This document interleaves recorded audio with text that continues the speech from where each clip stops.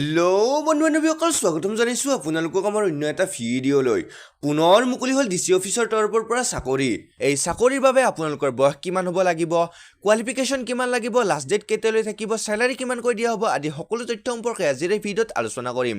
গতিকে ভিডিঅ'টো স্কিপ নকৰাকৈ শেষলৈ চাই থাকিব। আৰু আপোনালোকে অসমৰ লগতে ভাৰতৰ বিভিন্ন ঠাইৰ জব ৰিলেটেড খবৰ সকলোতকৈ আগতে পাবৰ বাবে আমাৰ চেনেলটো ছাবস্ক্ৰাইব কৰি থ'ব আৰু বেল আইকনটো বজাই দিব যাতে আপোনালোকে আমাৰ আহিবলগীয়া ভিডিঅ'ৰ নটিফিকেশ্যন পাই থাকে। তো বন্ধু-বান্ধৱীসকল আপোনালোকক ইতিমধ্যে জনাইছোঁ যে আজিৰ চাকৰিটো ডিষ্ট্ৰিক্ট কমিশ্যনাৰ অফিচৰ তৰফৰ পৰা মুকলি কৰা হৈছে আৰু এই চাকৰিৰ বাবে এপ্লাই কৰাৰ লাষ্ট ডেট 29/1/2024 দিয়া হৈছে, অৰ্থাৎ জানুৱাৰীৰ 29 তাৰিখলৈ এই পদৰ বাবে এপ্লাই প্ৰচেছটো চলি থাকিব।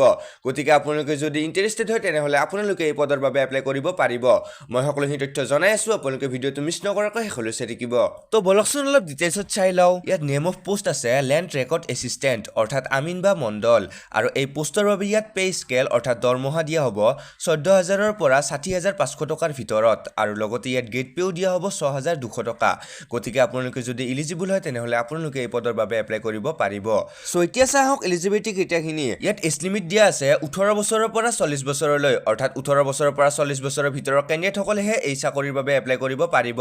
আৰু লগতে ইয়াত এজ ৰিলেক্সেশ্যনো দিয়া হৈছে SC ST সকলৰ বাবে 5 বছৰ, OBC MOBC সকলৰ বাবে 3 বছৰ আৰু PWD সকলৰ বাবে 10 বছৰ। আৰু এই চাকৰিৰ বাবে ইয়াত এডুকেশ্যন কোৱালিফিকেশ্যন বিচাৰিছে candidate shall be HSLC examination, অৰ্থাৎ কেণ্ডিডেটজন 10th অথবা HSLC পাছ কৰা হ'ব লাগিব। আৰু এই চাকৰিৰ বাবে ইয়াত আপোনালোকক এমপ্লয়মেণ্ট এক্সেঞ্জ কাৰ্ডখনৰো প্ৰয়োজন হ'ব। গতিকে আপোনালোকে যদি এতিয়ালৈকে এই কাৰ্ডখন বনোৱা নাই অনলাইনত গৈ বনাই ল'ব পাৰিব।